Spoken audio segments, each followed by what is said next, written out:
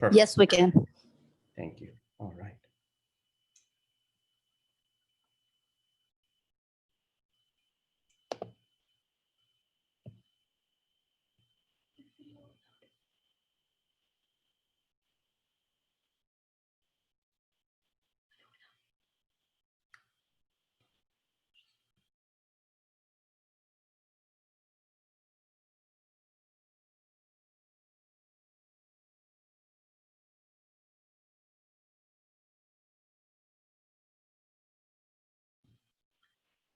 Okay, Bismillah ar-Rahman ar-Rahim. Alhamdulillahi Rabbil Alameen. Wassalatu wassalamu ala Sayyidina Muhammadin wa alihi at-tayyibin at-tahirin. So I hope everyone's doing well.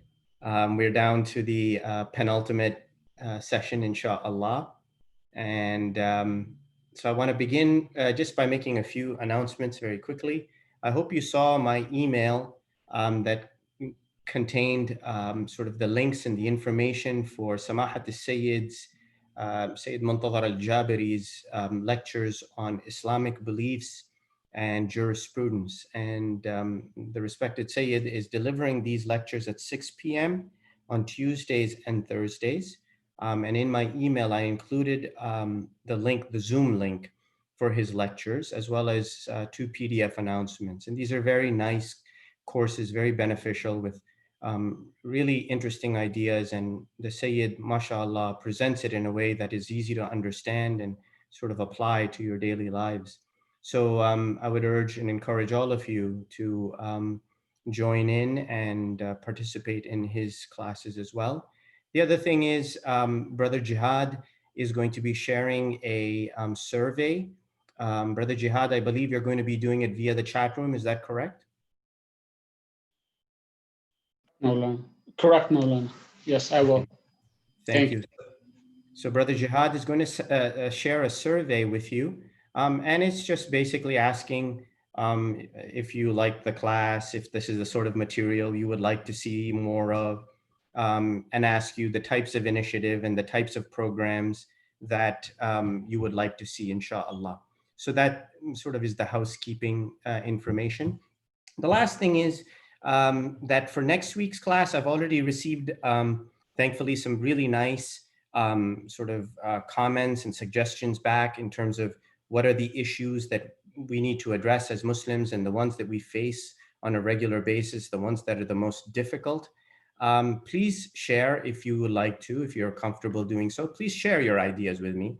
And you don't have to, we're not going to be using people's names or identifying who shared what. It is just to get our discussion going and to talk about the most relevant issues that we face, inshallah, and the ones that we probably need to address from a holistic perspective. And when I say holistic, I mean from a perspective of belief, from a perspective of akhlaq, and from a perspective of religious law, which is the most important thing, all right? Okay, so let's begin, inshallah. So we made it through all 4 of the previous sessions, and we've come to sort of an important topic, all right? And today we're going to discuss sort of the application of reasoning, obedience, logic, ideology, philosophy in terms of Islam, and how Islam develops basically the code for us to practice on a day-to-day basis and the foundation for that code, right? And so this topic is going to contain a lot of important information, and it's information that, if you think about it, if you reason it out, it applies to your daily life. It's something that you use, and it will help you solve problems that you face as a Muslim, to solve the problems that sort of in terms of your practice and how you lead your day-to-day activities. It will help you. And then next week, inshallah, as I've already mentioned, we're going to talk about sort of some of the bigger issues, some important issues that we face as Muslims, and talk about them from a roundabout and sort of a complete manner, a comprehensive manner, all right? So once again, my favorite, the far side, and this one is particularly interesting because you see the poor caveman, he's trying to rub two sticks together to start a fire. And meanwhile, the other guy shows up with a lighter and he lights the cigarette for the female cave woman.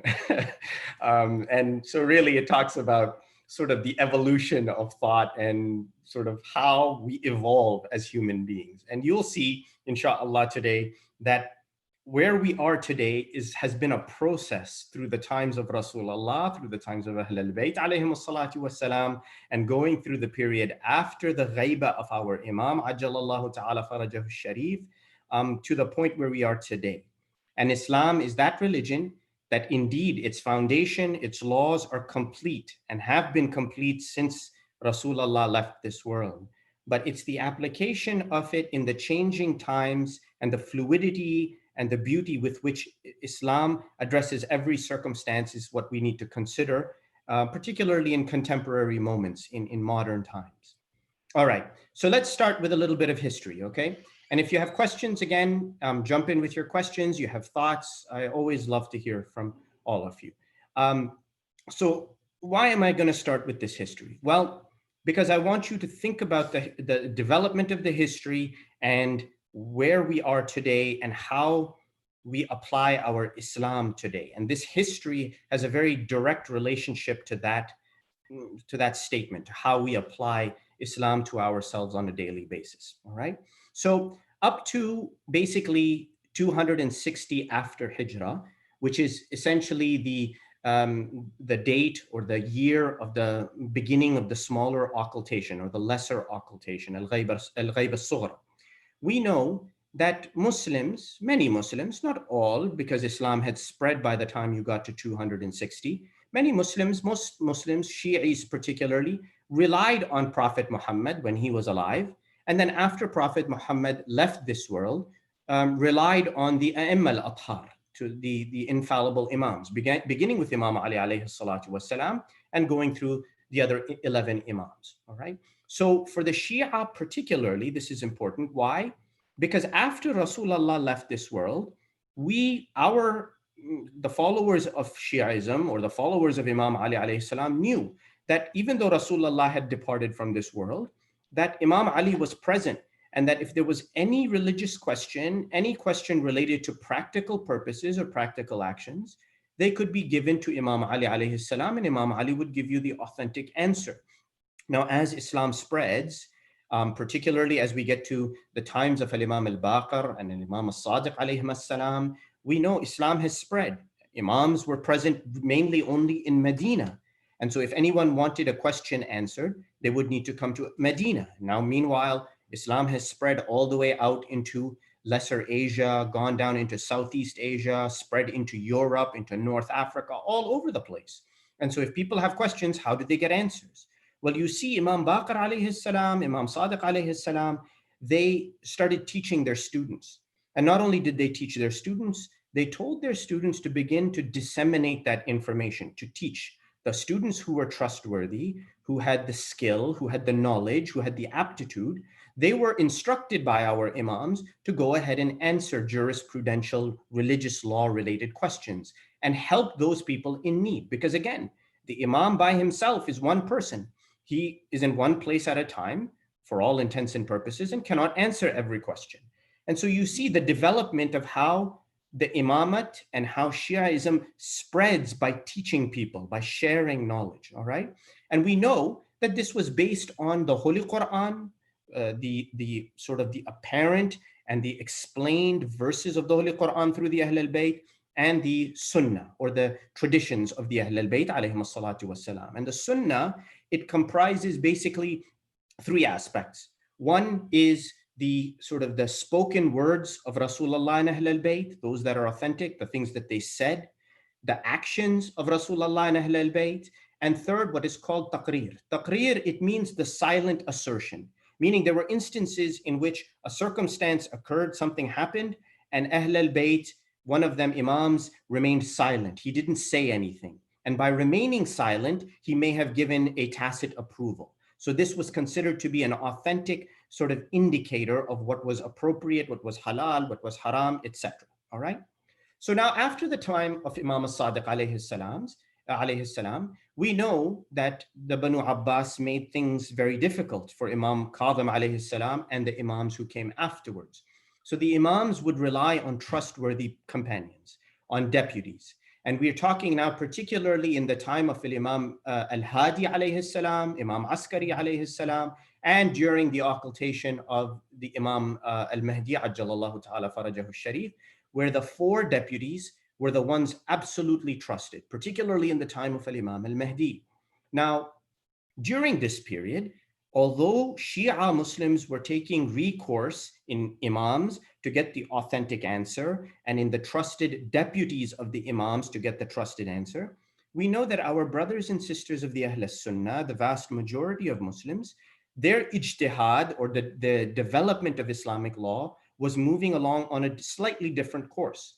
Yes, they relied on the Holy Quran. Yes, they relied on the Sunnah, or the traditions of Prophet Muhammad sallallahu alaihi wasallam. But they also began to incorporate two additional things. One is qiyas, which is deriving the laws of Islam through analogy, and the other is opinion, using personal opinion to derive the law. Now, let me say from the outset that Shia Muslims do not accept these two modes. We do not accept qiyas, and we do not accept ra'i. Analogy and opinion have no place in our jurisprudential practice. It is never used. It is not an acceptable way of deriving Islamic law. So let me give you an example, all right? So in this case, we know that wearing gold is haram. It is prohibited for a Muslim man, for men, let's just say men. Allah says that wearing gold is prohibited for men, all right? Now, what's the ruling for platinum? Can someone tell me? Platinum is far more valuable than gold. It's a precious metal. It is used in jewelry today. Are men allowed to wear platinum jewelry? Yeah. Yes. Okay, good. Good. So I heard from several people that the answer is yes. Men are allowed to wear platinum. But if someone on the surface were to look at it and say, oh, well, gold is a precious metal, and I see from the text messages, Ahmed and Haidar both are answering yes, good. We know that gold is precious. It's a precious metal. And if someone were to think in their mind that, and reason for their own selves personally, and say, well, God made it prohibited for men to wear gold because it's a precious metal. They're allowed to wear silver. Silver is not as precious. Gold is precious, so men are not allowed to wear gold. And so by analogy, or by sort of comparative reasoning, you would say that platinum, because it's more precious than gold, also would be prohibited for men. And in that case, you fall into a deep error, all right? You are not allowed to do that. That is not allowed in this case, all right? We are not allowed to use analogy or opinion in these matters. And in this case, you think you're being reasonable in how you've derived the law for yourself, but in actuality, you have made a mistake, all right? And again, the point being that platinum is allowed. You're allowed to wear, men are allowed to wear platinum, but they are not allowed to wear gold. So the reasoning behind this is where people get caught up, all right? So now after 260 after Hijrah, we know that 12th Imam goes into his occultation. He is no longer accessible to most people, only the four deputies. Two questions arise, and these are two questions that existed for many, many years, even prior to the ghaiba, the disappearance or the occultation of our 12th Imam. One is, how should Muslims use the Holy Quran and the text of the Holy Quran and the text of the Sunnah, of the traditions of Rasulullah? So we've got all these books of hadith that are in front of us, that someone reported that Rasulullah did this, someone reported that Rasulullah did that, someone reported that he used to eat this or sleep like that. How do we use these texts? And unfortunately today, we find that Muslims, maybe out of their own convenience, will use it for their own purposes. And they will use it to say, oh, well, Quran says this, and I'm going to interpret that Quranic ayah the way I want to interpret it. Or I'm going to interpret the hadith or the tradition the way that it suits me. So there was this question that what role does the Holy Quran itself play in deriving Islamic law and practice of Muslims? And what role does the hadith play? The second question, almost to some degree by a group of people who were butting heads with those sort of literalist Muslims was, what is the role of reasoning? All right, what is the role of aql in all of this? Is there a role for aql? And you see that even in the time of Imam Sadiq alayhi salam, and even after Imam Sadiq, that there was a group of Muslims known as the Mu'tazila. The Mu'tazila, they believe and they advocated the use of reasoning, aql, mind, rationalization in determining how we act as Muslims and fulfilling our religious obligation. On the other hand, there were some people, even amongst the Shia, who said, no, you cannot use your mind. The only thing that you should do is read the verse of the Quran, read the verse of the Hadith, and follow it literally. Whatever it tells you to do, you do it. You don't sort of rationalize it out. You don't reason it out. All right. So you see this sort of struggle between the various groups as Islamic law was being sort of derived and explained and Islam was spreading. Okay. So our Shi'i jurisprudence, our Islamic law developed as such. All right. You see that from the very beginning, one of the earliest was Shaykh Saduq, Radwanullahi ta'ala alayhi. Shaykh Saduq was a traditionist, meaning he compiled hadith, he put hadith together. And he was also a jurist to some degree. And he basically relied on the hadith of the Ahl al-Bayt and he applied it directly. All right. He was one of the ones who, we know we have the four canonical books of the Shia, the four sort of main hadith books of the Shia, just like the Ahl Sunnah have the six. We have four of our main hadith books. He wrote one of them or compiled one of them. It is called Man La Yahdaruhu al-Faqih. He compiled this book, and basically he was an advocate of the fact that whatever the hadith says, whatever the Quran says, you should follow it. Be a literalist. All right. So he had advocated this from the very beginning. After him, we have a man named Ibn Junayd. Ibn Junayd was known because not only did he sort of employ some aspects of literalism and even used, even in some cases, they say analogy or sort of qiyas, but he was also known because he was the teacher of one of our greatest scholars, Shaykh al-Mufid. All right. So after him comes Shaykh al-Mufid. Now, Shaykh al-Mufid, he is one of our greats, one of our most amazing luminary scholars. All right. And he began to drift away from the sentiment that you solely should rely on the Quran and the Hadith. He wanted to say, no, you must rely on Quran, you must rely on the authentic Hadith, but you must use your intellect. All right. And you must use your intellect to derive the laws and establish sort of what is going to be the foundation for your fiqh. Now, someone tell me, and please raise your hands, I'll call on you. Why do you think you need intellect in deriving the laws? Why would Shaykh al-Mufid say that, no, we need to use our intellect and not just sort of literally take the word of the Quran, literally take the word of the Hadith and just follow it? Why does reasoning and intellect need to be used? Can someone tell me? I see Brother Adam's hand is up. Assalamu alaikum, Shaykhna. Do you hear me? Go ahead. Alrighty. So intellect is needed in taking the jurisprudential laws in Islam because without intellect, the decisions that are made without intellect just aren't logical. They're not correct. You need logic and intellect to make decisions that make sense. And for obvious reasons, you need intellect to make good decisions. Okay, good. So that's one, that's a great answer. And we're going to get, you mentioned the word logic. So we're going to get to that. Brother Karrar, I see your hand is up. I think in the application of the situation may vary as the time progresses, and the situations that is once applicable in the period might be a little differently applied. So the intellect will be helpful as the human growth occurs. The intellect's going to go further. So as well as the masala and the situations will be different than what was present in the Holy Quran and the Imams and the Holy Imams and the Prophet's Hadith coming into the picture there. I think that might be another way of making things more practically applicable. Okay, so that's a good answer. Changing times and the application of law over those changing times. Good. We're going to address all of that today. Brother Hassan Mehdi, I see your hand is up. Assalamu alaikum. Yeah, Alaikum I was going to answer the same thing which Brother Karrar said, because we are ashraful makhluqat, and the only thing which differentiate us from other creation is aql. And by the time we learn new things, and we can answer something in future which we were not able to answer in past.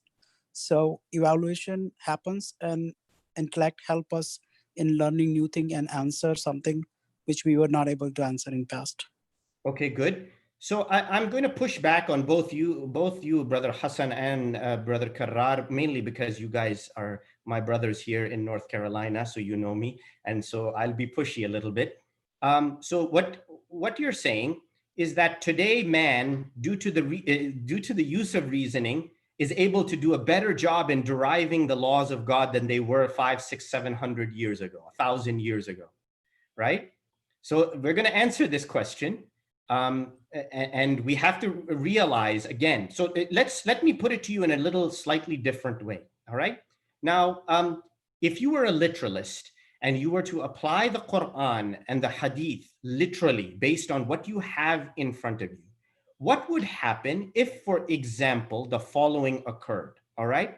You read the book, you open up the book of Hadith, and in the book of Hadith, one place it says, for instance, this is hypothetical, that Rasulullah or Imam did such and such. He did such and such. And then you go and read in another part of that same book or some other book, and you read another hadith that says, is such and such Imam, another Imam did the exact opposite of what the first Imam did, or did something completely against what the first Imam did. One Imam said that something is halal, but another Imam said something, that same thing is haram. What would you do? How would you literally apply that? If you read both of these, which one do you apply literally? One which, can I answer, or Yes, shall I? go ahead. Okay. I mean, one who gave the verdict later. The one after, who gave the verdict later. Are you sure? Why does time have anything to do with this? What if because the one who gave the verdict later was coming from a source that was not trustworthy, was the thinking was not based on sound sort of premise? Would you accept it just based on time? the assumption was that both are authentic, coming from the authentic hadith. Well, you can't accept that. Why would you accept that it's all authentic? Brother Jawad, what do you think? Assalamu alaikum. So you're right, there is no concept of Sahih when it comes to a hadith on the Shi'i school of thought. And so you got to analyze the circumstances around why they said why a certain event occurred in a certain way with one imam and happened differently with another imam. So there are circumstances around, and there must be a factor that made it to, defer in their judgment and opinion or whatever they said. Okay, so that may be the case, but there are hadith that are not sahih. So there are actually hadith amongst the Shia that are not authentic. We know that. Not all Shi'i hadith are authentic. There are some that are weak. They're da'ifatus sanad. The list of traditionists, the narrators, are weak. So we can't accept them. And if you go and study, and now this is why I'm telling you all of this, if you go and study ilm al-usul and some of the other, you go and read Shahid al-Sadr, rahmatullahi alayh, you read his halaqat and you study in the hawza these early sort of lessons on sort of ilm al-usul, you will come across one of the major things, and that is, what if two hadith disagree with each other? One says something and the other one says something completely opposite that sort of negates the first one. How do you know which one is right? And so the point I'm trying to make to you is, if you apply literally what you're reading and be a literalist, like what was in the case of the akhbaris, you run into this problem, right? You don't know what is correct, what is not. This is why Shaykh al-Mufid said, you need reasoning. You need to reason out and correctly assess which is the correct hadith It may not be the one that came later. It may not be due to context. It may just be the fact that someone reported it incorrectly. And you must be able to reason out which hadith is proper based on what you read in the Holy Quran, based on what you read in other hadith, and based in what you know is logical. We're going to come to that part now. All right. Does that make sense? Brother Karrar, go ahead.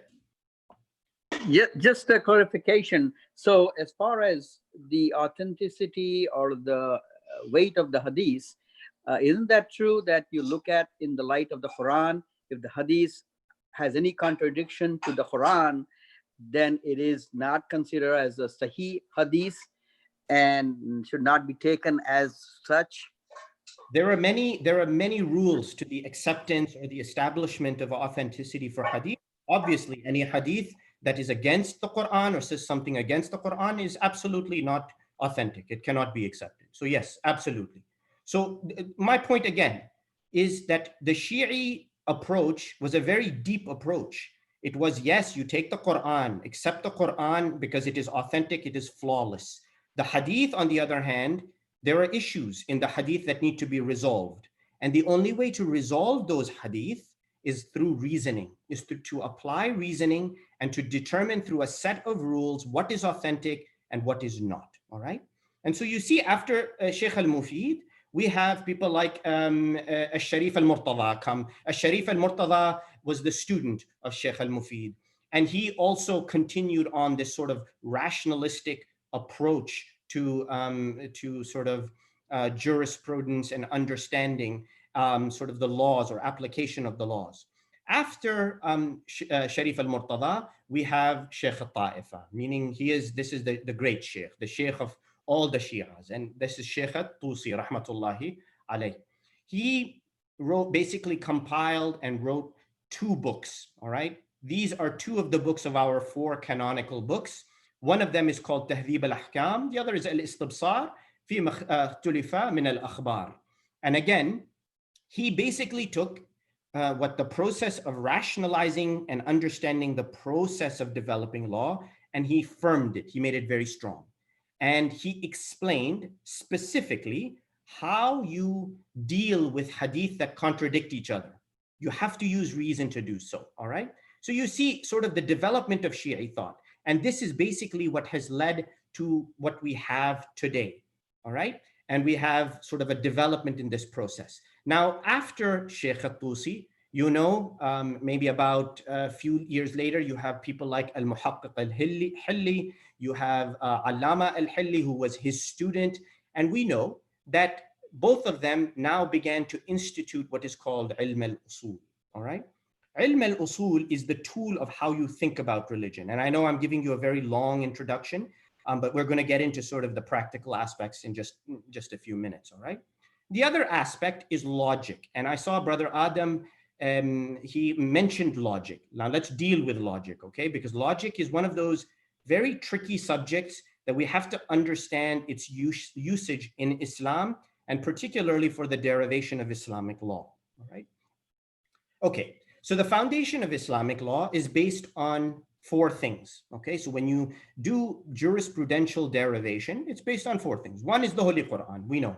And in front of you, I have the ayah from Surah Al-Baqarah, which basically says, وَالْمُطَّلَقَاتُ يَتَرَبَّصْنَ بِأَنفُسِهِنَّ ثَلَاثَةَ قُرُوءٍ وَلَا يَحِلُّ لَهُنَّ أَنْ يَكْتُمْنَ مَا خَلَقَ اللَّهُ فِي أَرْحَامِهِنَّ. Someone tell me, what is this law telling you about? It's so clear. It's such a clear law.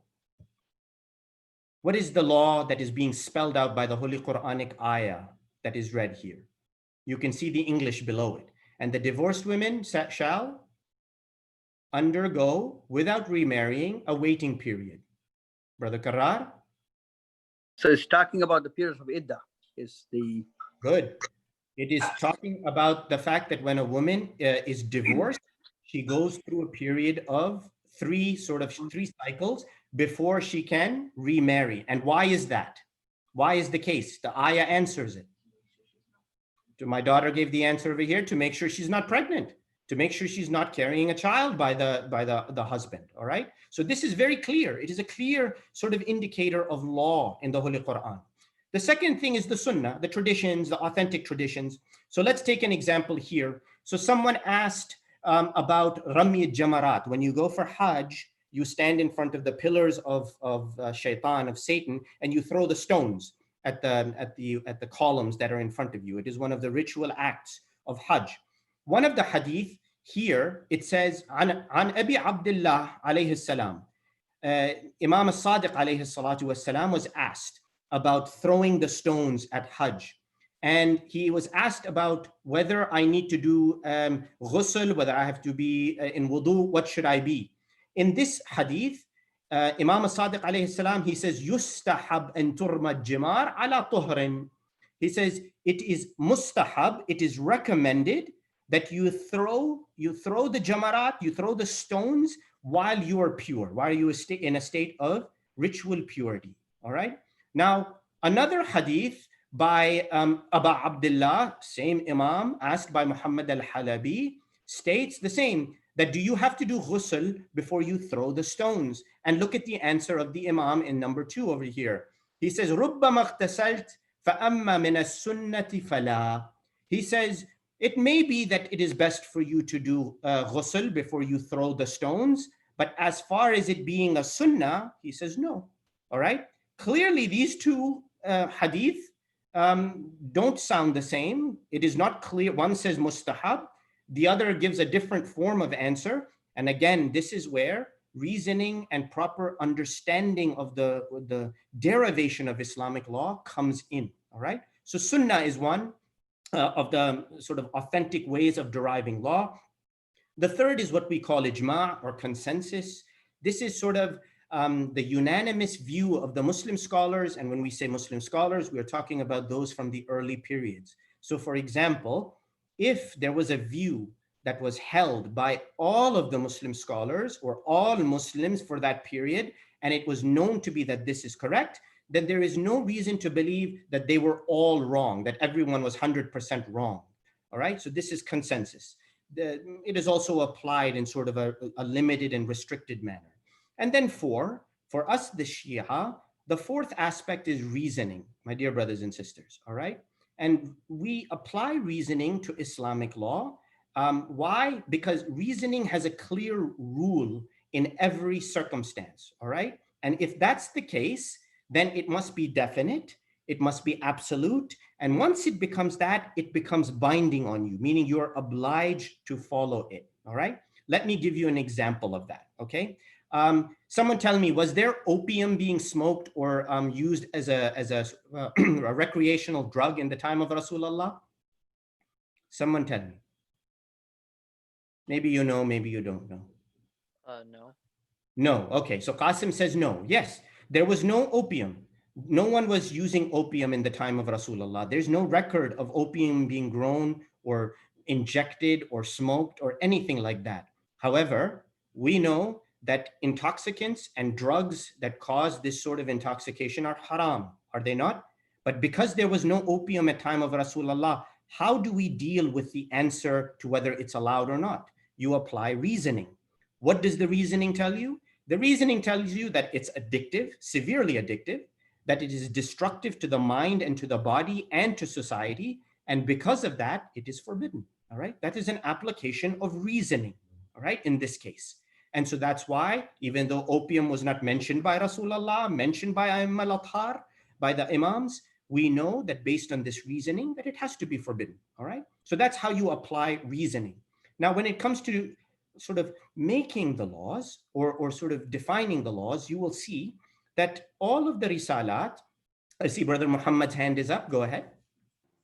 Sorry, I wanted to ask, were there not any other like psychoactive substances around then? I mean, Wikipedia says I'm sure there were. I'm sure there were. Yes, there were.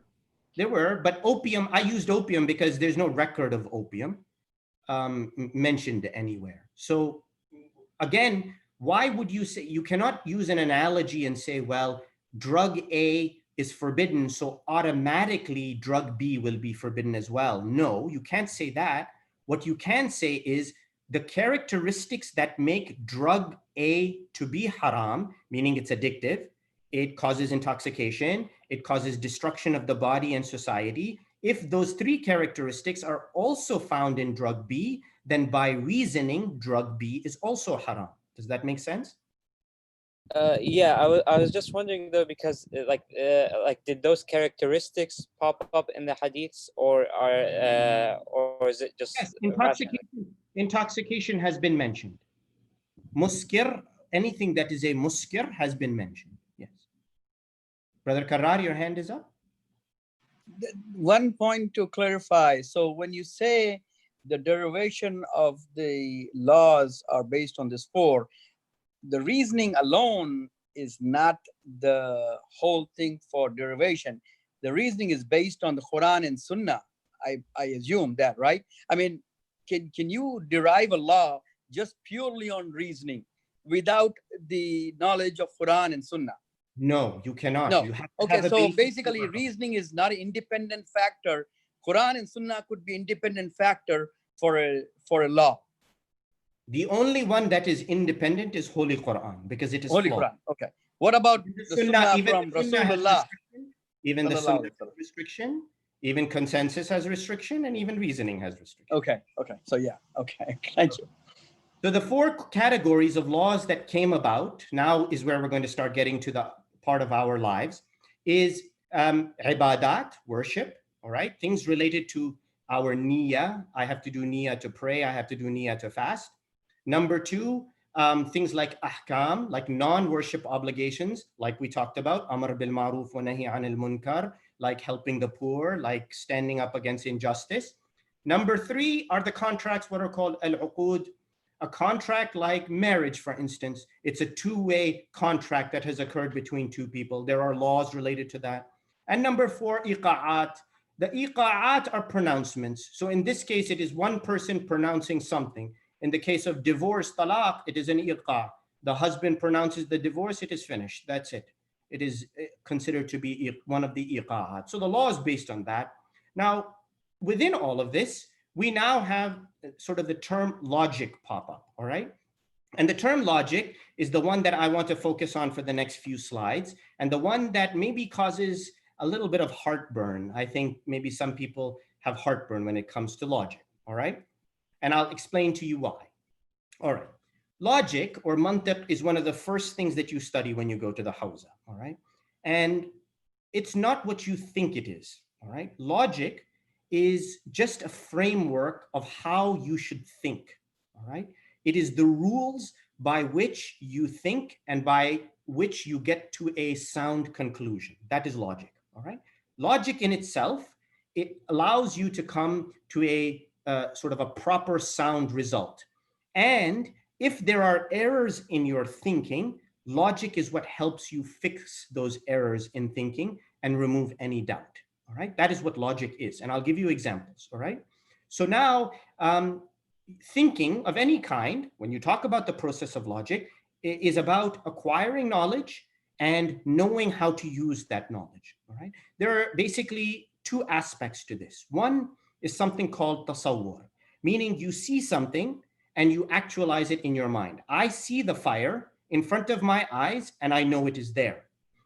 After that, something comes which is called tasdeeq.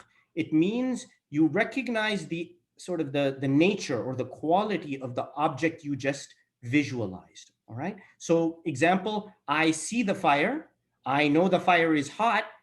When I put my hand in the fire, I actualize it and I have tasdeeq that it is actually hot. Why? Because I got burned, all right? Very simple example, okay? So we know that there are two aspects to this. One is something that is mahsus, you see it, you physically know it because you saw it, you heard it, you tasted it.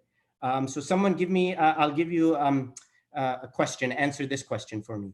How do you know that you can use water to purify something? How would you know if there is an impurity and you have some water and you want to be able to wash that impurity away with the water? What does the water have to be? Someone tell me. My daughter says tahir, yes, but how do you tell it's tahir? This is fiqh. This is sort of the rulings of the fiqh. Anyone know? Core water. It has to be kur, yes, but let's say you don't know if it's kur or not. You can't measure. Brother Muhammad? It has to have the same taste, smell, color, and consistency of water. Good, yeah. So it shouldn't have changed in taste.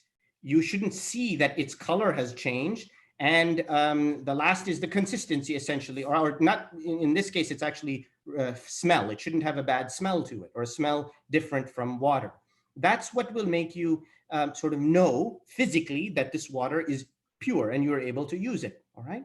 The other things are things that you have to actualize with your mind. All right. That you have to rationally perceive. Okay. And those things are not as easy because you can't rely on your eyes and ears and etc. All right. So the laws of logic, as we apply them to Islamic sort of theology and aspects of jurisprudence and practical applications, are thinking and how to get your thinking straight. So let me give you some exercises. All right. So down at the bottom, this is not like you're not doing push-ups or sit-ups or crunches or anything, mental exercises. All right. This is a sort of a lesson in logic in this case. Number one. All right. Something that is pure cannot also be what? Someone tell me.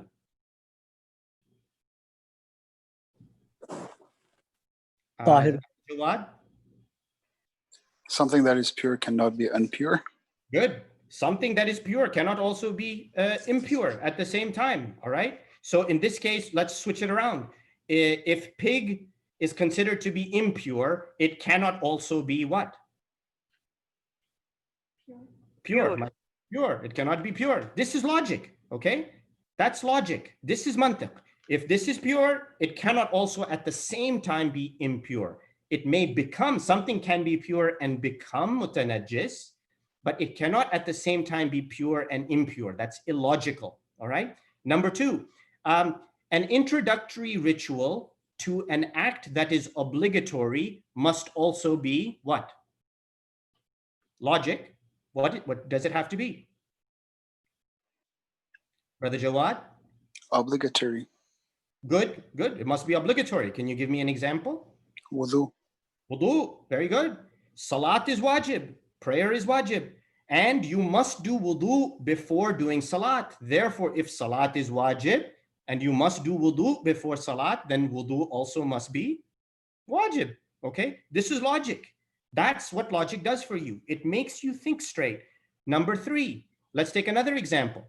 2 cups of water, one with an impurity, but you don't know which one. All right, you see the picture in front of you. Nice, right? You guys like my sort of computer skills?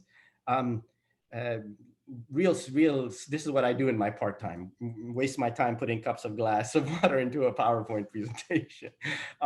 You have 2 options, okay? One in which you have 2 glasses of water. One has impurity in it, a drop of blood or something. You don't know which one.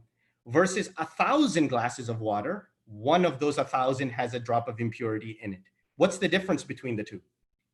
Someone tell me, based on logic. Anyone? See the drop of blood.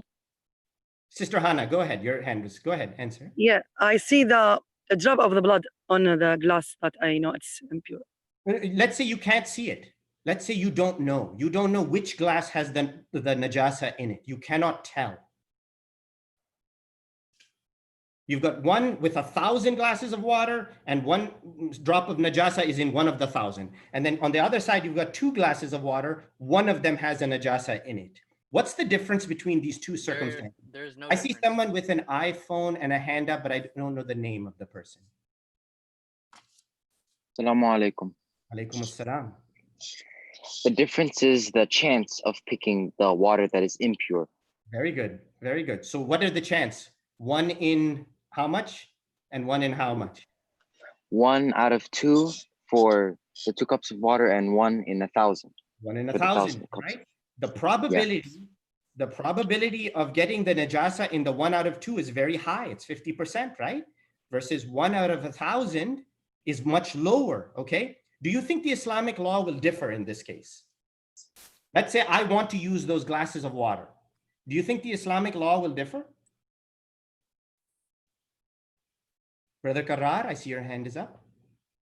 Yes, I think it to me, it looks like it should be different. Good. Okay, so here is the answer of Sayyid al-Sistani. May Allah prolong his life. All right. This is the exact answer of Samahat al-Sayyid. And he said, إذا اشتبه نجس في محصور كإناء في عشرة يجب الاجتناب عن الجميع.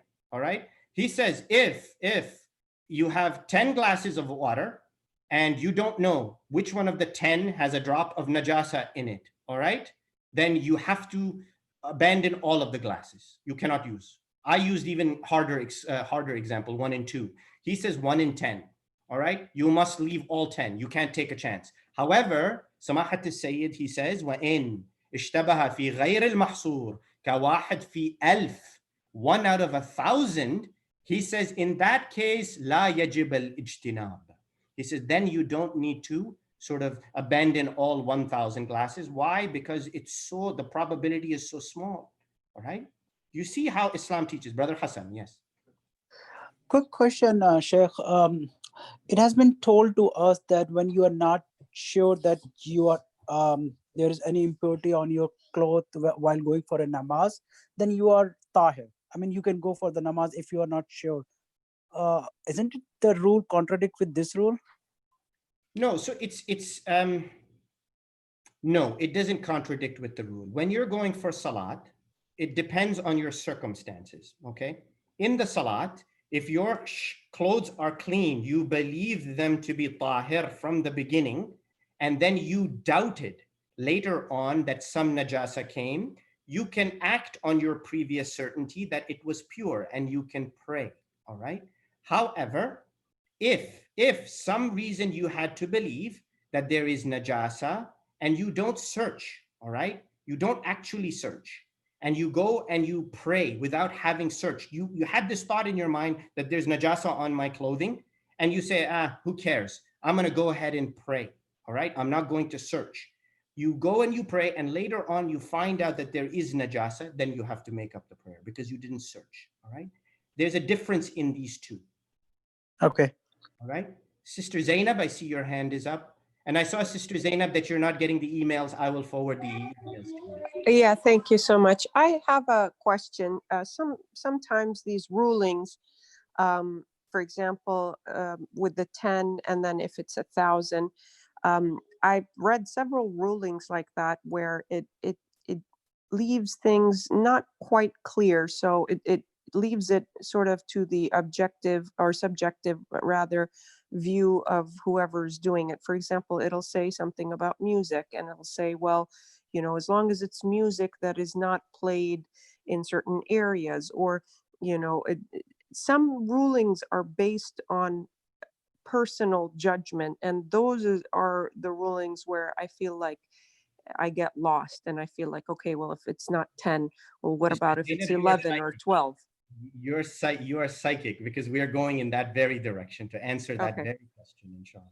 Good question. Great question. I see Brother Yusuf's hand is up.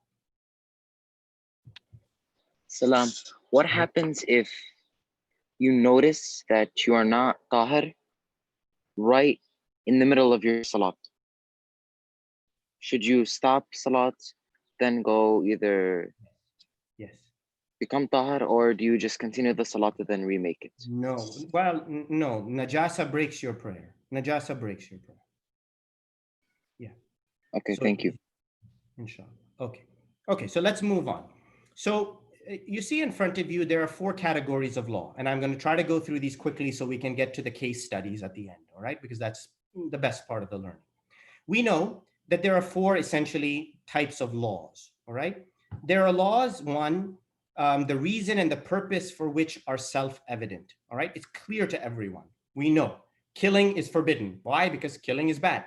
Lying is evil, all right, etc. We know the reasoning. It's self-evident. It's clear to everyone. You don't need expertise. You don't need sort of a professional degree to figure this out.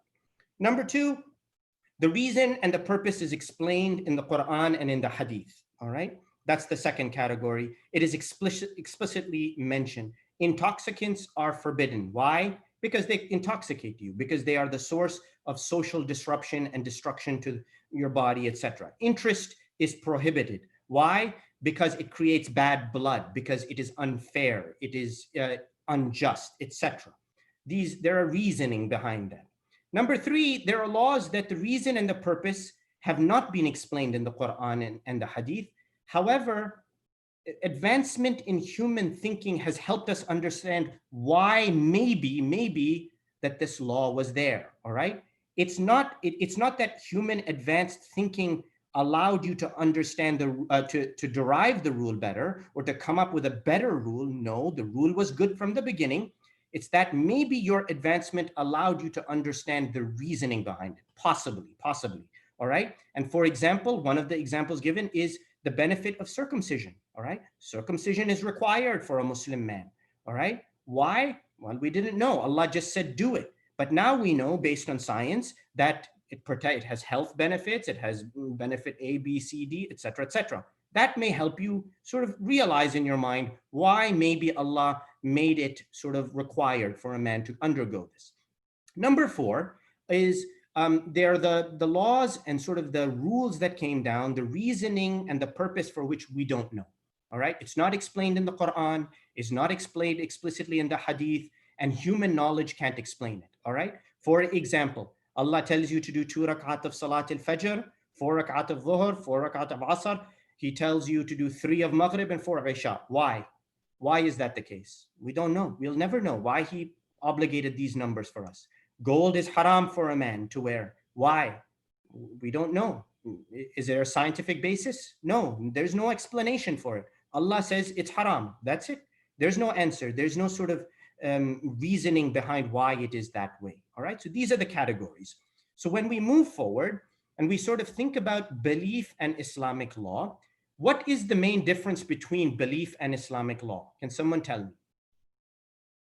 If you were to compare these two aspects, belief and Islamic law, what would be the differences between them? My son Ali has his hand up. Yes. Islamic law is factual. Belief is just what you think. Okay, so he says Islamic law is factual, based on fact, I think based on evidence. Belief is what you think or feel. Okay, that's all right. Anyone else? Brother Muhammad? So belief is like how you think things are, what you think they are, and Islamic laws are what to do with, like how your behaviors are to be applied. Good. So one is maybe based on theory and what you sort of have internalized to yourself, and the other is the practical application. My daughter has her hand up. Yes.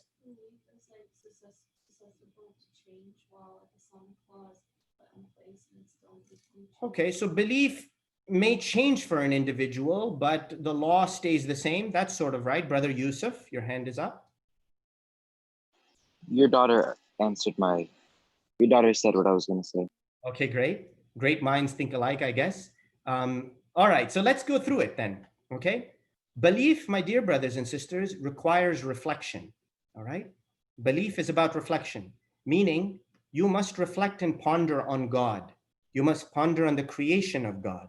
You must ponder on the wahdaniyah, the oneness of God. And you must search for the answers that Allah has given to remove your doubt. That is belief.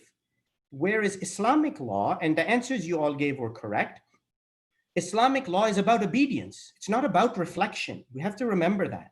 We're not here to sit and try to reflect on why God made this law this way, this prohibited, this allowed. Why? No. Law is about obedience. It's not about rationalization in that way. It's not about logic in that way. And Islamic law has to be practiced without reservation, meaning you can't sit and say, well, I'm only going to do it when I understand the reasoning behind it. Well, you will be committing a sin if you do that. You must practice it without reservation and with complete obedience, all right? So here you see what popped up in front of you are 2 studies, all right, that I sort of picked and chosen. And we get to Sister Zainab's sort of point now. One is a study from the Frontiers in Aging Neuroscience. It was published. The other is a Nature article, Nature Scientific Reports.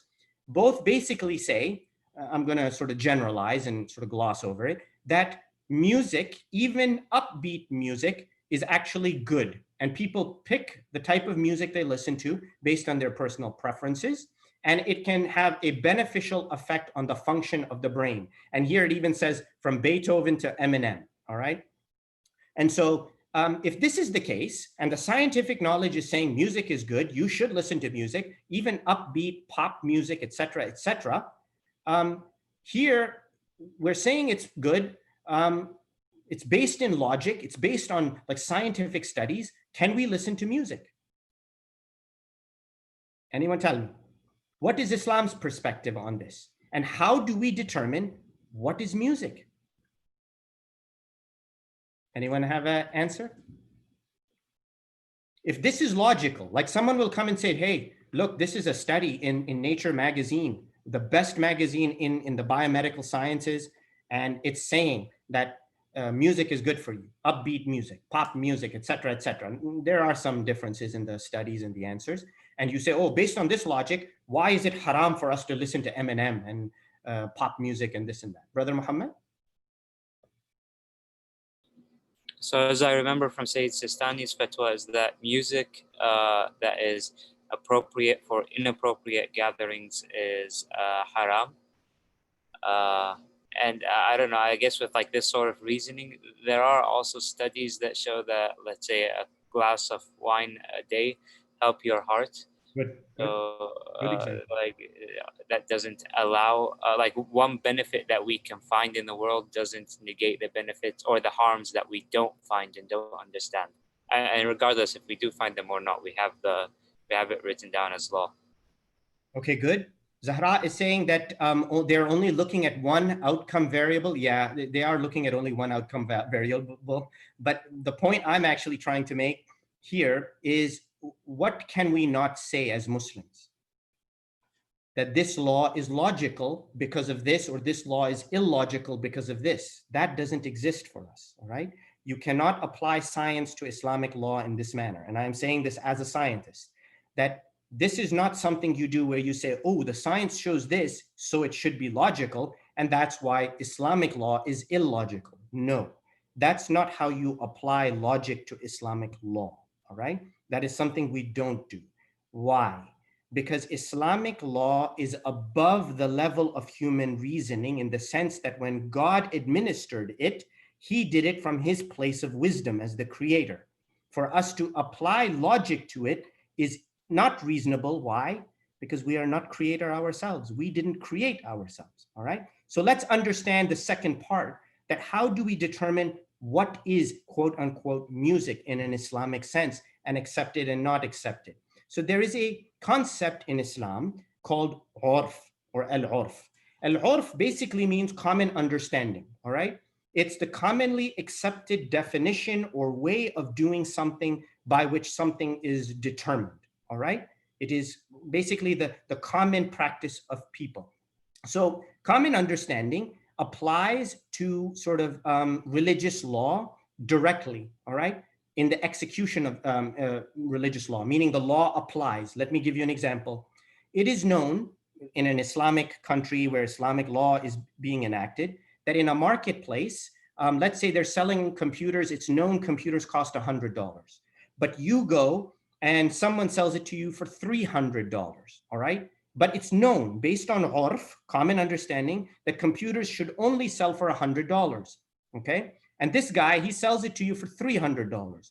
Based on Islamic law, you have what is called khiyar al-ghubn. Khiyar al-ghubn basically says that if it is understood by everyone and commonly accepted by everyone that computers are sold for $100, this guy is not allowed to sell it to you for $300. And you have the right to break the deal, and he has to give you the money back, and you return the computer to him, or he returns $200 to you. This means the law is executed based on this urf, or this common understanding that occurs amongst the people. You can also have urf applied to your daily life based on sort of defining how circumstances are or what the situation is. And so it determines how the law is applied. Let me give you an example. I want to recite a latmiya, an elegy, a nawha for Imam Hussein alayhi salam, all right? And I want to do it in a singing manner, okay? And I want to do it with music accompaniment. There are many latmiyas that have some music, some drum, some beat that goes with it. How do I know it is permissible to do so, all right? Someone give me the answer. How would I know? My son has his hand up, yes. You're not dancing the latmiya. Okay, well, dancing has nothing to do with it, but what about the music and the singing aspect of it? Someone tell me. How would I know if it doesn't make me move? Ahmed says. Well, again, movement, you gave the same answer, Ahmed, as Ali. It has nothing to do with movement. What does it have to do with? If you read the answer of Sayyid Sistani on the bottom in Arabic, he says, Al-ghina haram. He says, وَمِثْلُهُ قِرَاءَةْ مَدَائِحْ أَهْلَ الْبَيْتِ. He says, singing is haram. Singing is prohibited. And if you do the praise or the recitation of poetry for Ahl al-Bayt in a manner that you are singing it, all right? And singing it in a way that is considered to be entertainment or meant to be for amusement, then it is prohibited. Even recitation of Quran in that manner. So God forbid, if I were to read a elegy or a latmiya of Imam Hussein and I do it with the tune of a pop star, all right? I take one of the sounds of the pop star and one of the songs and I apply it to a latmiya of Imam Hussein, wal-'ayadu billah. And people are dancing to that song and now I'm using it for latmiya. Is that allowed? Anyone? No, not allowed, because it's urfan, not allowed as a dancing, as a song. Good. So, Hajj, it's not allowed. Why? Because the music based on urf, based on common understanding, this music is known to be for partying. It's known for amusement, for play. Sister Zainab, your hand is up. Go ahead. But I want to make a comment, and maybe I'm being annoying. I'm sorry, but urf can change from period to period and from country to country. And, I think this concept of urf changes. So, for example, when I was growing up, there were no popular people who go out and do latmiyas and do these anashid and things like that. Now there are many. For example, what was music that was lahu and la'ab. For example, if you go back 200-300 years, you had Beethoven and these waltz music. Nowadays, waltz music is not considered to be, it's considered to be classic music. Back in the day, it was used for dancing. Today, for example, there's lounge music that is considered to be very calm. And I don't know, I just feel like this area is so vague. And this applies also, for example, with nafaqah. Like I've read laws about, you do the nafaqah according to what's urf. Well, how are you going to gauge that? According to who? Or you need to spend what is acceptable socially. So all those things, again, you say it causes heartburn. For me, it does as well. Yeah, so let me address that. And your points are exactly right. So what Sister Zainab just said is that people's understanding or common understanding of what may be considered to be a music of amusement and play and partying may change from time to time. Forget about time to time. In the same time, from country to country, culture to culture, place to place, region to region, it can change. That is urf. And why is urf such a beautiful concept in Islam? Yes, it creates in you this struggle. How do I determine? But for the mukallaf, all you need to do is say, I'm here to please God and ensure that I'm not going to do something haram. And so I'm going to examine it to the best of my ability and try to determine that is this something that is clearly party music or not? And if it turns out to be in the middle, where there is ishtibah, meaning there is doubt. Sayyid Sistani, he says, you can use the music in the case where there is doubt and there will be no sin on you. All right. In the case where there is complete doubt and you don't know whether it's party music or music used for sort of amusement or it's not used for that purpose, it allows you. Why is urf good? Because it gives Islam, it teaches Muslims and allows them the flexibility in defining the circumstances from period to period to period, from space to space, from country to country. If it was so rigid that the custom of Iraq applied in Afghanistan, do you know how difficult that would be? Or the custom of America would apply in Iran, how difficult that would be, or vice versa?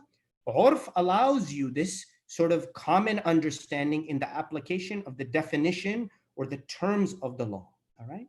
So I know it's a little hard to understand, but it gives you this this ability to allow the society to determine the definitions of the circumstances, all right?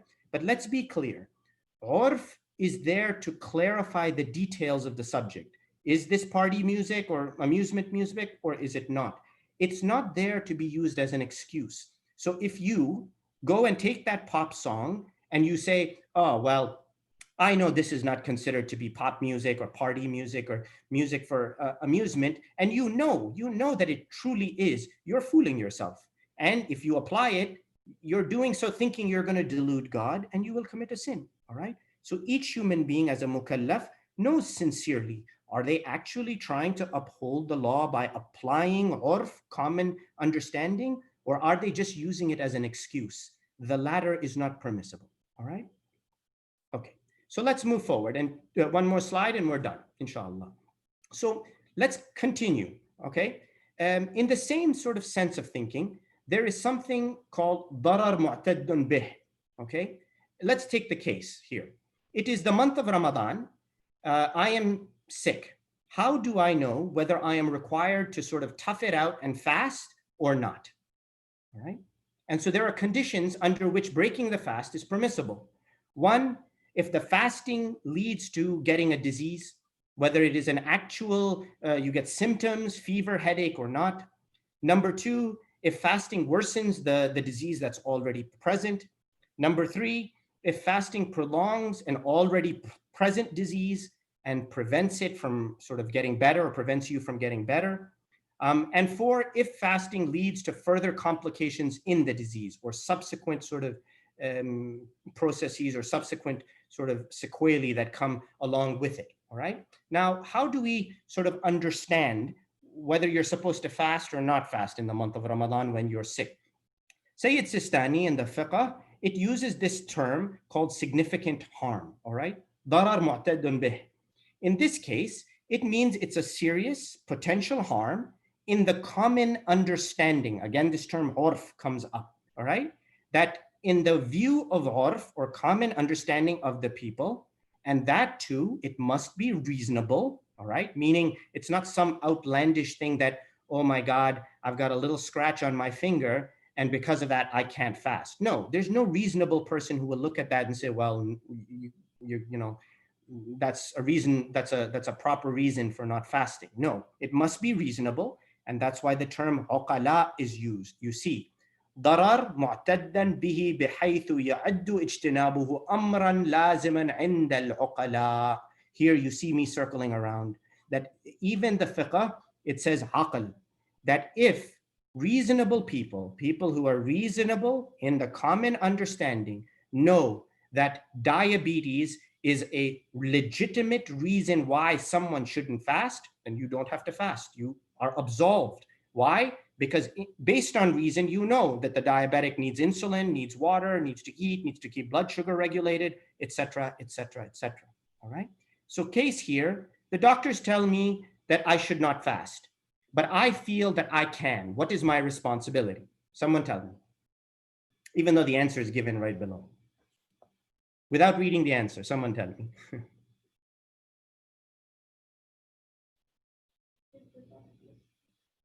Anyone?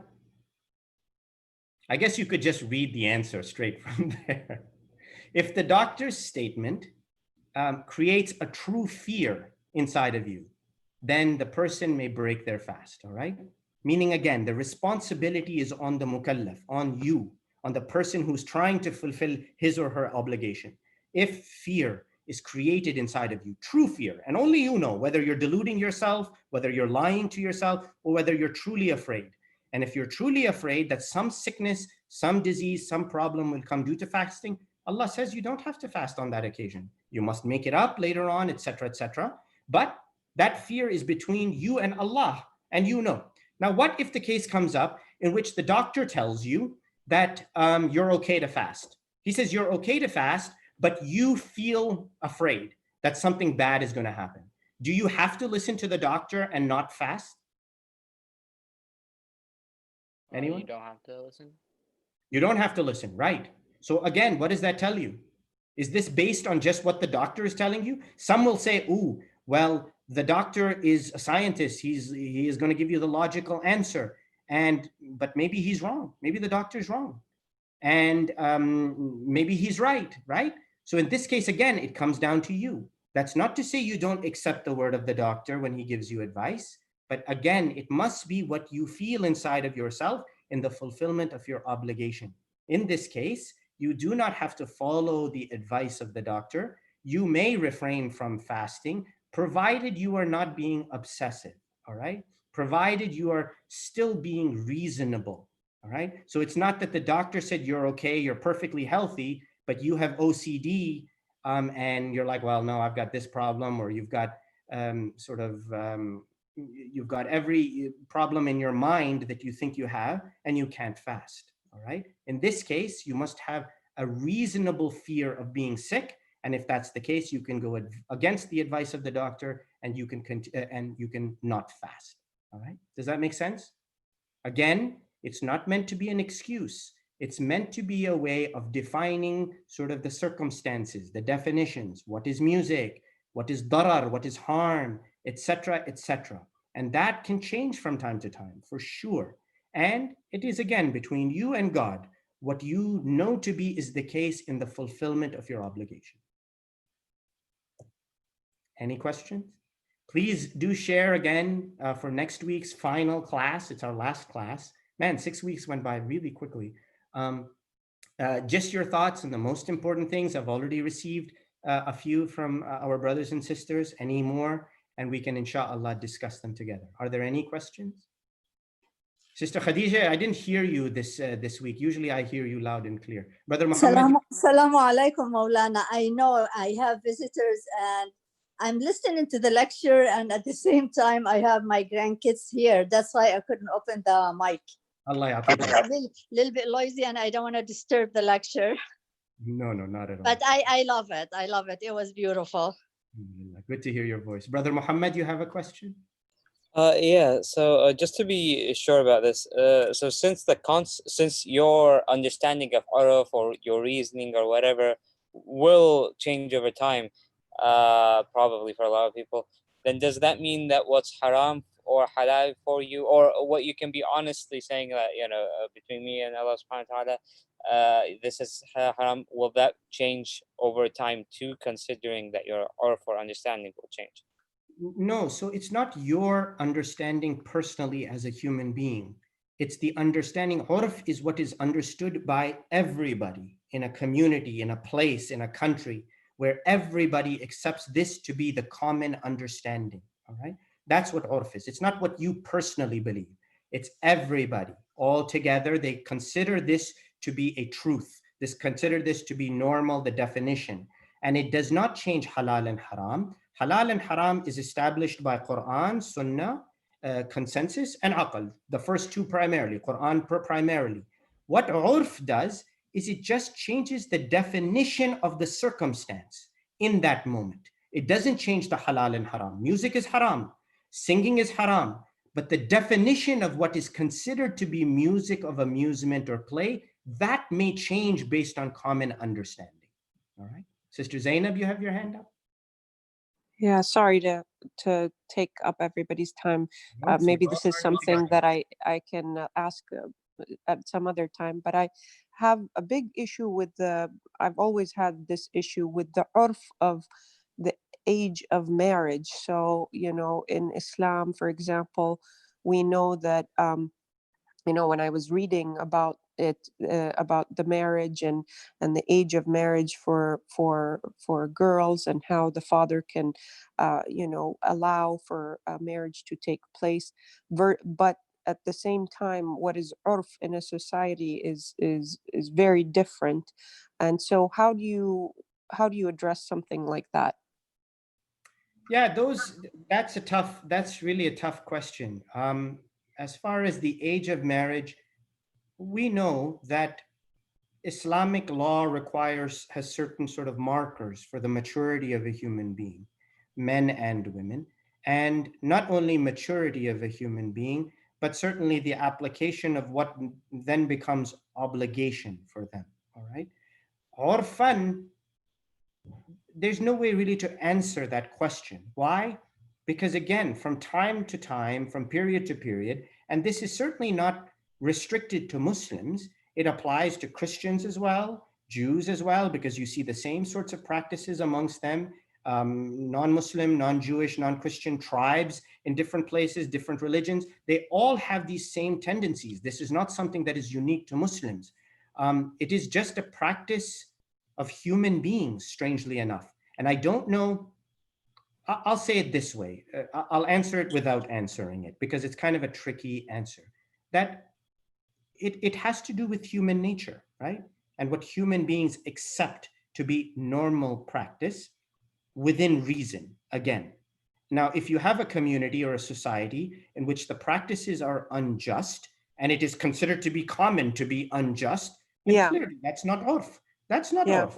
Islam doesn't say that you can build urf or common understanding on injustice or trampling Yeah. on people or persecuting people. No, of course not. It has to be based on reason. It has to be based on what sort of God has created as being appropriate for us as human beings, as individuals. Yeah, but the unfortunate part is people fall back and talk about the law and say, well, according to the law, or if you read here, it says, That's yeah. that is ignorance, and that is a misapplication or a perversion of Islamic law in some instances. Yeah. All right. Thank you. Thank you. Any other questions? Jazakallah. Anyone? It's been a real pleasure having all of you and listening to your voices. Please fill out the surveys that Brother Jihad has given. Someone asked the question, what about capitalism, where the emphasis is to seek maximum profit, not urf of what something is worth? Yes, in that case, we don't live in a society necessarily where the urf or the common sort of goal of capitalism or personal gain can apply to the circumstances of Islamic financial well-being or just interaction between people. As you know, in Islam, there is something called khiyar al-ghubn, I already mentioned to you. There are different, between a buyer and a seller, there are different rules and laws that give rights to the buyer to break the agreement or the sale that has just taken place, whether it's buying and selling animals or products or merchandise. So certainly the application of urf is not this universal thing where we say, if we live in America, we apply urf of America to Islamic law. No, it's not like that we do it that way blindly. I'm trying to give just a general rule, but that's a great question.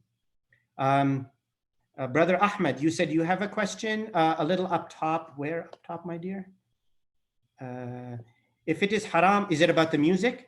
If it is haram to listen to music, oh, what about video games that have music? Yeah, it is better. It's better. I am not a fan of video games. I never played video games. My children really don't play video games, at least not with music. Obviously, if you play video games and there is pop music in it, then, I mean, I don't know what answer I can give to you. I think you know the answer. But you're not using it to dance or necessarily listen to it. Mute it and just don't listen to the music. That's it.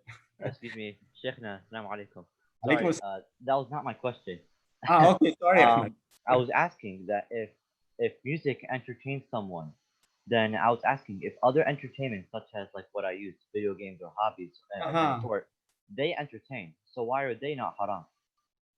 Well, in the case of certain entertainment that is not music, I would say there are some rulings that say they are haram, Ahmed. All right. I'm not saying video games are haram. I'm just saying that there are certain entertainments that are haram. Music is haram. Singing is haram because there is a nas. There is a text that tells us that it is haram. In the Quran, it is mentioned that you should stay away from it, all right? So it is mentioned specifically that this aspect is haram.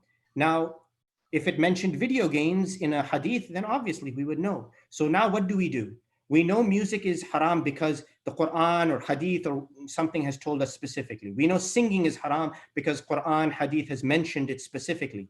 But when it comes to cases like video games or watching movies or TV shows, we don't know because it's not mentioned. So there we have to go to the jurist and find out that based on the criteria established in Islam of what might be considered to be haram behavior or behavior that is considered to be lahu and la'ab or playing and amusement, do these playing of video games and any other thing, sports and watching TV, fall under the same category, all right? That is the job of the jurist to give the answer. Why? I can't answer why, I'm not a jurist, but I can tell you that if there is a nas, if there is a verse or a hadith that spells it out, that clearly tells you why it is haram or if it is haram or not. Does that answer your question? Yeah, thank you, Sheikh. Habib. Anyone else?